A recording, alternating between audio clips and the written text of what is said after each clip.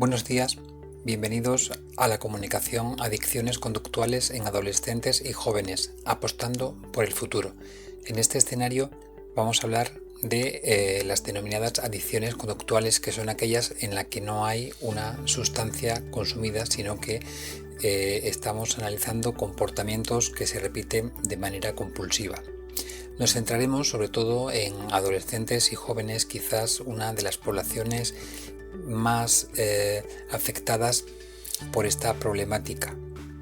De ahí el subtítulo Apostando Futuros, porque como veremos posteriormente, en esta edad caer en una adicción es un problema bastante difícil de resolver. En esta comunicación hemos trabajado Alfonso Vázquez Atochero y Virginia Solana Cortés. Venimos desde la Facultad de Formación del Profesorado de la Universidad de Extremadura y también en Adicciona, laboratorio de investigación. Hemos optado a presentar esta comunicación al cuarto Congreso Mundial sobre Infancia y Adolescencia, Participación, Innovación y Emprendimiento en la Escuela, que se celebra entre los días 20 y 30 de noviembre de 2022. No es la primera vez que participábamos en este evento, participamos en una edición anterior y considerábamos necesario aportar visiones o nuestra visión sobre el problema de las adicciones conductuales en este grupo de edad. Antes de comenzar con la ponencia como tal, queríamos hablar de Adicciona. Adicciona es un laboratorio de investigación ubicado en la Universidad de Extremadura. Cuenta con profesionales de diferentes ámbitos: antropología, sociología, psicología, educación social, criminología, y lo que pretende es analizar el fenómeno de las adicciones conductuales desde diferentes enfoques, desde diferentes puntos de vista, para poder llegar a conclusiones más holísticas. Les invitamos a visitar nuestro espacio en adicciona.es, donde pueden consultar pues desde qué se hace en Adicciona a algunos de los trabajos que hemos realizado en los últimos años y que veremos al final de esta comunicación. Quizás sea necesario comenzar con una definición oficial de adicción. Según la Real Academia Española, es la dependencia de sustancias o actividades nocivas para la salud o el equilibrio psíquico. Cuenta además con una segunda acepción que dice que es una afición extrema a alguien o algo. Nosotros, como hemos comentado anteriormente, estudiamos las adicciones comportamentales. Es un tema que en los últimos tiempos está en los medios, está en la sociedad y está en el discurso cotidiano. Las adicciones comportamentales, quizás su faceta más conocida son la adicción a entornos tecnológicos y también la adicción a apuestas, y aquí pues se bifurca el problema entre las casas de apuesta que hay a pie de calle en locales físicos y las apuestas que se realizan a través de dispositivos digitales, a través de aplicaciones de las mismas casas de apuestas, de las mismas sociedades que encontramos en la vía pública, con lo cual pues se genera un fenómeno especial que también analizaremos cuando lleguemos a este punto concreto. Tradicionalmente, la problemática de las adicciones se ha asociado con el consumo de ciertas sustancias, algunas sustancias estupefacientes, como vemos en la diapositiva en la parte superior izquierda, como puede ser pues la nicotina, cualquier tipo de opiáceo o el alcohol, incluso sustancias ya sintéticas, drogas de síntesis. En cualquier caso pues se buscaba un efecto narcotizante y este efecto a su vez pues suele generar en algunos casos una conducta adictiva. A la derecha tenemos sustancias potencialmente adictivas, socialmente están más reconocidas, ¿no?, como el consumo de azúcares o grasas, que es una problemática que también está en los medios, ¿no?, que también está en el discurso cotidiano, pero que sin embargo tiene más tolerancia social, a pesar de los daños que sabemos que que producen este consumo, estos productos.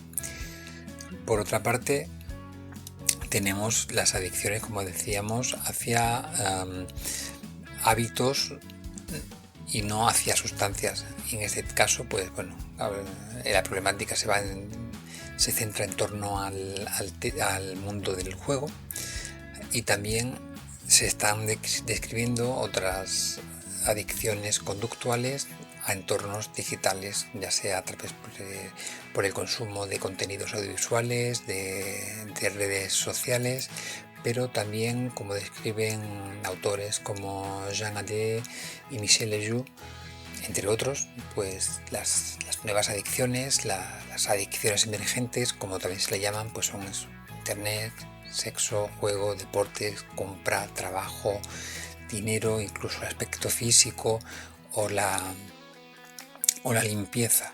Algunas de estas no dejan de ser la versión moderna de una adicción antigua, es decir, las apuestas, ya sean en casa de apuestas o a través de aplicaciones, tienen un amplio arraigo de milenios en nuestras culturas.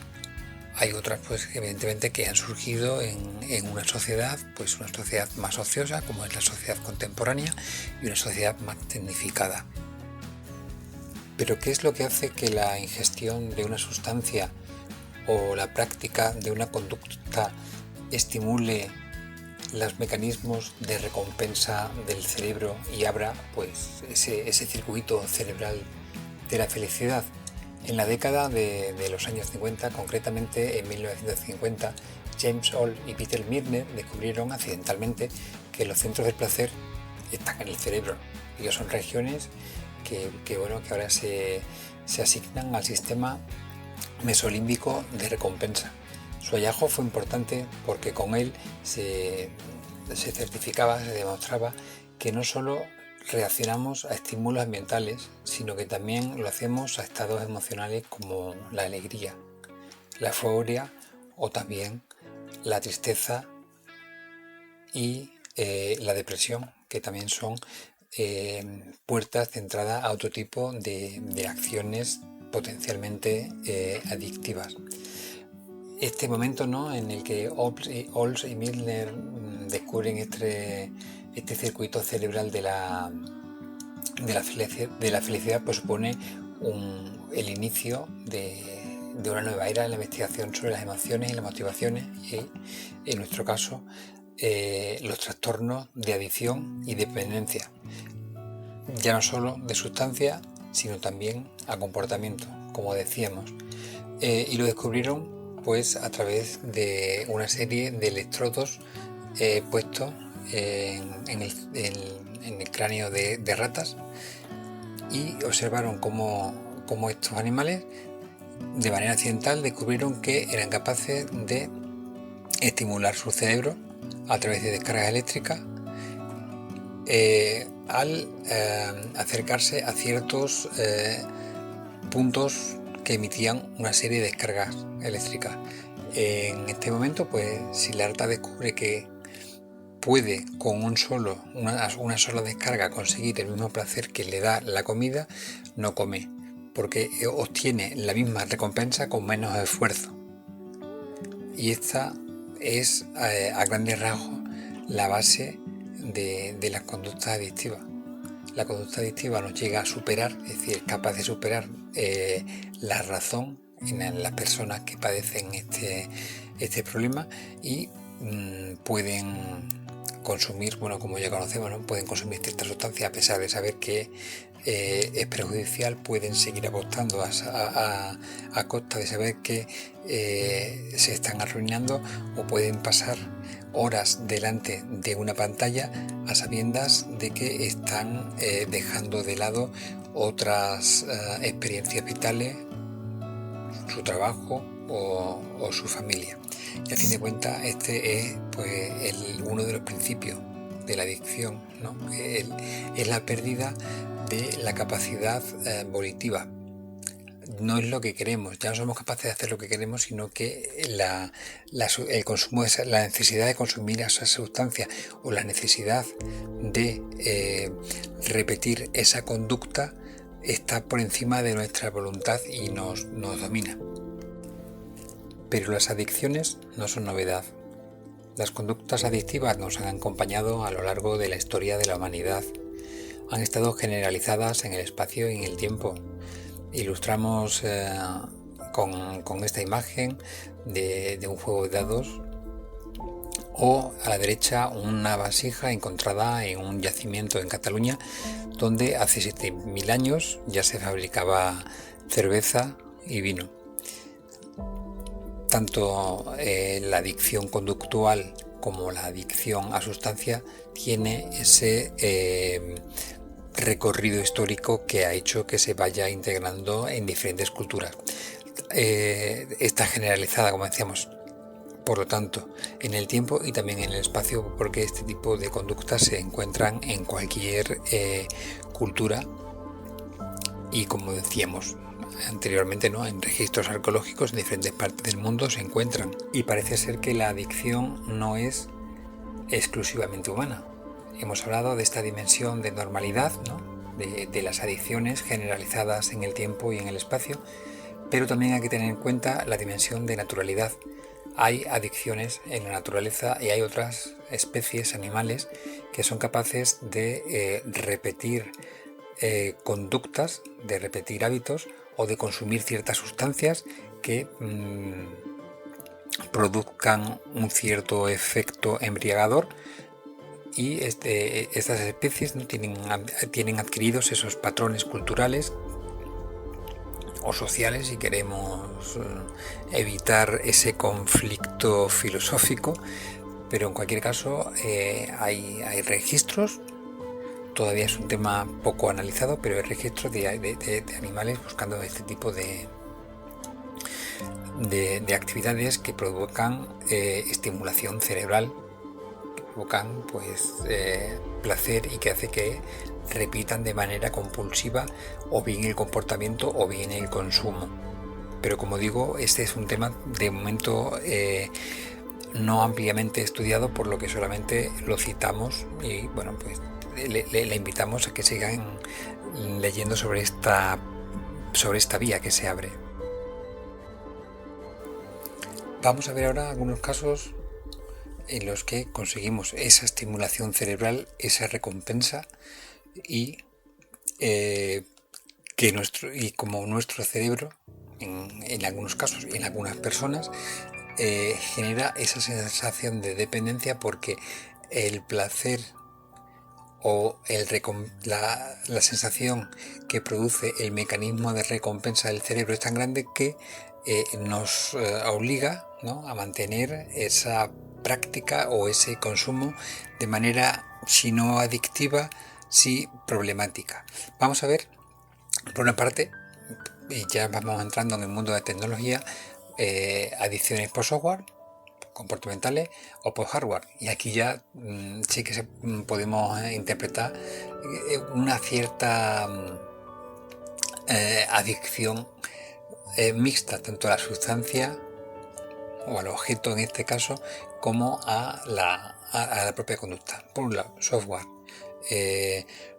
videojuegos, consumo de series,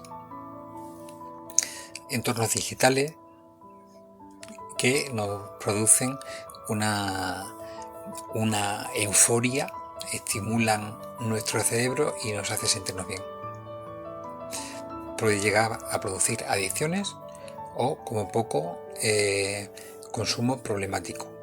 Estamos acostumbrados o sabemos que hemos escuchado noticias al respecto, y en algunos países como Japón encontramos el tema de la fobia social llevada al extremo, y personas viviendo 24 horas casi a través de un mundo tecnológico. Si me veo a la derecha, hemos puesto hardware y ahí se producen dos tipos de recompensa. Una, la compra. Recordarán cuando veíamos aquellos 3 libros al principio, la compra es otro, puede llegar en algunos casos a ser un trastorno comportamental, si no una adicción, sino un trastorno comportamental, porque necesitamos, o hay personas que necesitan comprar constantemente, y compramos, y lo que produce la sensación de felicidad es el momento de la compra, y el bien o el servicio comprado pasa a segundo plano una vez obtenido, porque lo importante es la sensación de compra. Entonces ponemos aquí el tema del hardware por relacionarlo con el software, es decir, el tema de la compra se puede producir en cualquier otro aspecto, ¿no? En ropa o en cualquier tipo de producto que después no, incluso ni llegamos a usar. Pero se produce aquí, decíamos por eso, esa parte mixta, ¿no? Adicción mixta, porque es por una parte el consumo al objeto que compramos, que es algo físico, pero que lo importante en la recompensa cerebral es el momento de comprarlo. Y como estamos con tecnología, vamos a pasar al tema de las apuestas en su versión tecnológica. Evidentemente, el móvil nos acompaña a todos lados, pasamos horas delante de nuestra pantalla, de nuestro ordenador. El ámbito laboral nos lleva a ello. Hace unos años no éramos conscientes de las profesiones digitales que nos obligarían a estar delante de un ordenador varias horas al día, y pues esa pantalla se convierte, el Black Mirror, ¿no? Se convierte en un sistema de bombardeo publicitario, y parte de esa publicidad está orientada hacia las casas de apuestas. Las casas de apuestas han renovado la imagen que había de esta práctica anteriormente, y actualmente pues ha habido que regular la publicidad, ha habido que regular no solo los medios, los horarios, sino también las personas que hacen publicidad, ¿no? Hace unos años estaba acostumbrado a cómo las personas famosas, ¿no? nos incitaban a apostar, y cómo, bueno, hubo que regularlo porque evidentemente estaba generando pues una serie de problemas. En este tipo de entornos, hemos comenzado por los entornos digitales, pero se establece pues una fuerte relación con su espacio físico, con su espacio a pie de calle, con las casas de apuestas. Son la misma imagen, normalmente son los mismos colores, los mismos logotipos, con lo cual estamos familiarizados con ambos modelos, el modelo físico y el modelo digital, con lo cual se produce esa identidad, ¿no? Esa asociación, y a fin de cuentas pues funciona amplificando ambos canales, es decir, hay una retroalimentación entre ambas interfaces, entre ambas facetas. Por otra parte, vemos cómo el marketing pues ha reinventado la imagen de las casas de apuestas, ¿no? Anteriormente las casas de apuestas eran, o bien por una parte, lujo, esnovismo, casinos que estaban lejos del alcance de la mayoría de las personas, o prácticas ilegales, timbas o juegos en entornos marginales. Sin embargo, la aparición de las casas de apuestas a pie de calle pues la han convertido, ¿no? Como ellos llaman, ¿no? Un nuevo modelo de ocio. No lo llaman así de manera inocente, es decir, ellos saben, tienen que este marketing tiene que quitar hierro a esa mala imagen que se ha generado. Y bueno, pues vemos como las casas de apuestas, por fin de cuentas, pues son locales limpios, amplios, con una serie de estrategias, como es el olor, como es la iluminación, como es el hecho de que los cristales estén cubiertos con vinilo, para crear una sensación de cierta intimidad que permita desarrollar la acción. Y luego pues también como hay una serie de campañas, ¿no?, para hacer entrar a la gente que inicialmente estaba en duda, ¿no?, y en cierta inocencia, ¿no? Es decir, un desayuno es la puerta de entrada a este tipo de... o puede ser la puerta de entrada a este tipo de locales. Y aunque se han venido demonizando en los últimos tiempos, ¿no?, este tipo de establecimientos, ¿no?, las casas de apuestas, sus aplicaciones, hay que reconocer que es una práctica habitual en nuestras sociedades, ¿no? Como comenzamos diciendo, era una práctica perfectamente estabilizada en el tiempo y en el espacio. Nuestra sociedad, por centrarnos en el espacio en el que estamos, está acostumbrada al juego. El propio Estado se nutre de esta afición al juego. Las loterías y apuestas del Estado en España fueron una decisión, ¿no?, que tomó Carlos III, copiada del modo de vida italiano, para obtener una nueva fuente de ingresos sin tener que aplicar nuevos impuestos. Porque no olvidemos que gran parte del dinero que entra en el circuito de apuestas acaba siendo recaudado por el Estado. Entonces, pues esta es la propia administración, el propio gobierno de la nación quien se nutre de esta necesidad de apostar, que en algunos casos sabemos, y es lo que nos lleva hoy a estar aquí y les lleva a ustedes a estar viendo esta comunicación, pues esa necesidad constante de apostar es aprovechada por empresas que se lucran y por la propia administración que se lucra. Incluso en la Lotería Nacional se juega con la imagen de niños para quitar hierro, ¿no? Decíamos antes en las casas de apuestas, pues lo mismo, ¿no? La imagen de niños, o en el caso de la ONCE, ¿no?, venden una labor social, es decir, no estamos apostando, estamos haciendo una labor social. El mundo del cine, la televisión, también ha normalizado este tipo de conductas, ¿no?, incluso con una perspectiva de género, y aquí también incluimos ya la perspectiva de género. No sé, por poner ejemplo, vemos aquí Casino Royale, vemos con cierto romanticismo la imagen de los jugadores en un casino, en el último momento se gana. Vemos también la imagen que ocupa la mujer, una posición en segundo plano, de parte del triunfo o simple observadora. Es cierto que últimamente está habiendo un aumento en el número de mujeres que juegan. Cada vez hay mujeres apostando. Si hace 2 años hablábamos de un 80% de hombres frente a un 20% de mujeres, vemos como cada vez hay más mujeres que apuestan. También los tentáculos publicitarios, las técnicas de mercadotecnia, están buscando población mayor, porque es un grupo social con unos ingresos fijos y que pueden permitirse practicar las apuestas. Y volvamos un poco a la idea de Old y Miller, ya no como ratas, sino como humanos. Bueno, aunque en cierta parte tenemos rasgos en común. Tenemos un cerebro previsible.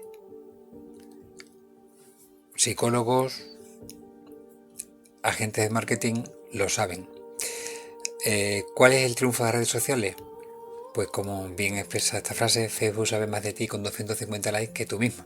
Eso decía Martin Hiller hace un par de años. O esa campaña de publicidad de cuando haces pop ya no hay stop. Nuestro cerebro responde a una serie de estímulos.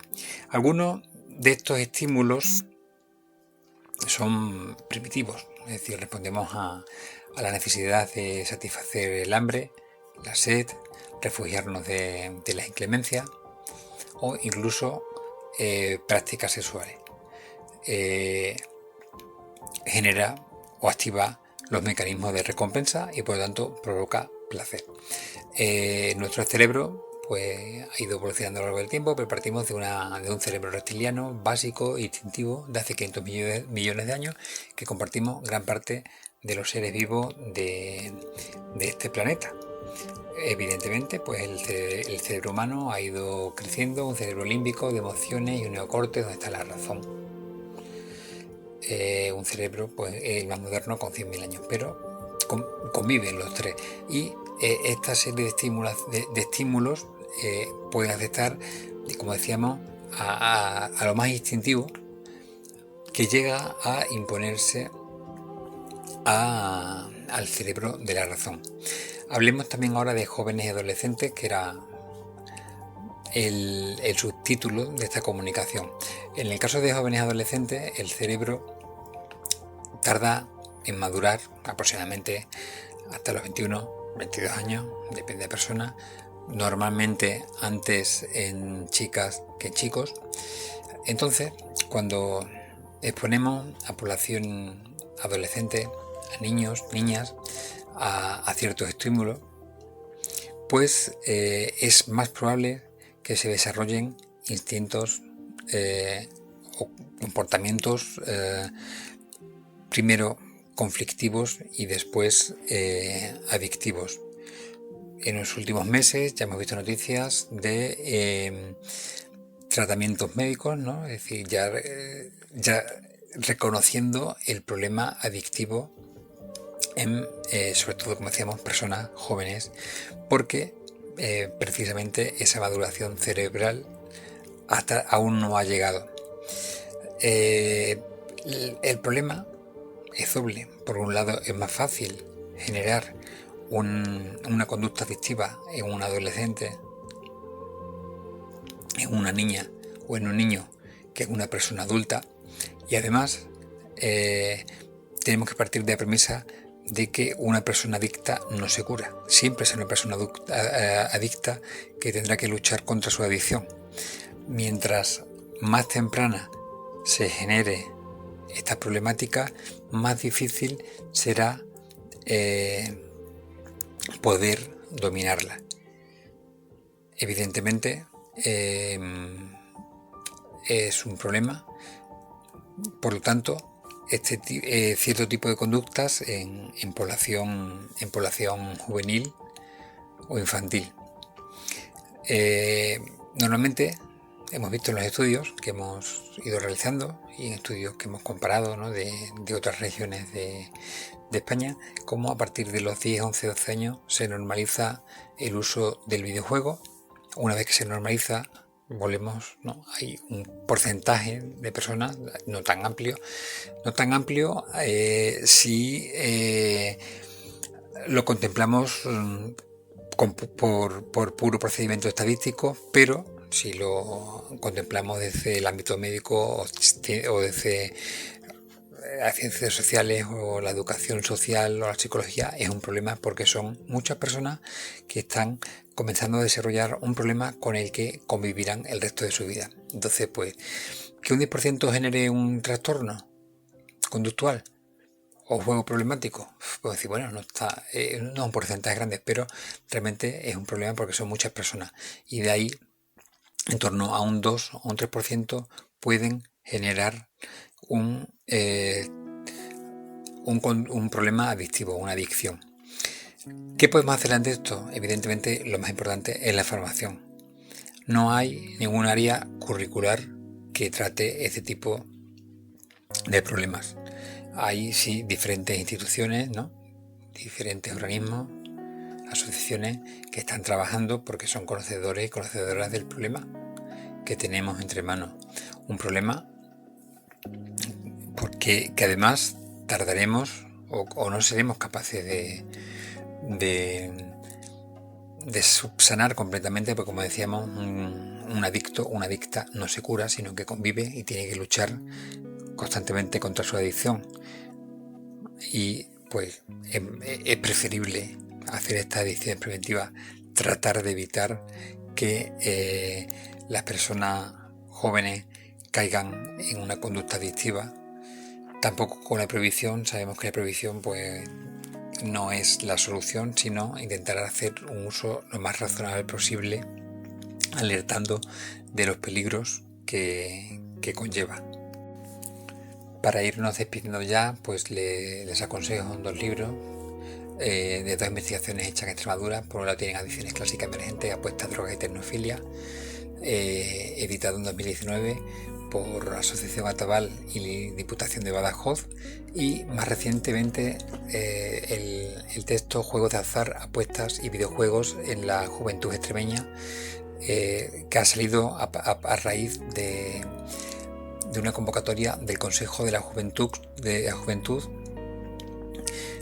que propuso la problemática a la Universidad de Extremadura, por lo que un grupo de investigadores de la universidad realizó y actualizó el primer estudio ya existente. Ambos libros se pueden descargar desde la página web de adicciona.es. Les invitamos a que visiten la página, a que naveguen por su contenido y a que puedan descargar estos 2 libros, donde están los estudios completos y se puede profundizar mucho más en esta problemática que hemos introducido en este breve espacio de tiempo. Así que nada, de nuevo pues les recuerdo que hemos estado hablando sobre adicciones conductuales en adolescentes y jóvenes y cómo esta práctica, desgraciadamente, apostamos futuros. Alfonso Vázquez, Virginia Solana, Facultad de Formación del Profesorado de la UNEX.